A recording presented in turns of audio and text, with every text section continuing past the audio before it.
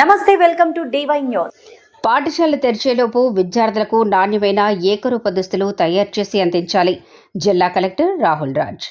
స్థానిక పాపన్నపేట మండలంలోని యూసఫ్పేటలో మహిళా స్వశక్తి సంఘం ఆధ్వర్యంలో నిర్వహిస్తున్న కుట్టుమిషన్ కేంద్రాన్ని సందర్శించి ప్రారంభించారు.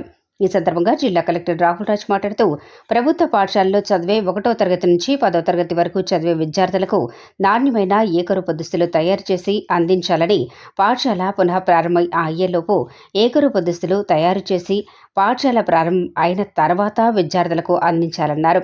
జిల్లాలో ఏకరూప దుస్తులు 78,000 లక్ష్యంగా మహిళా స్వశక్తి సంఘాలు 70 కేంద్రాల్లో కుట్టుపని నడుస్తుందన్నారు. త్వరలో లక్ష్యాన్ని పూర్తి చేసి తగిన సమయానికి విద్యార్థులకు అందించాలన్నారు.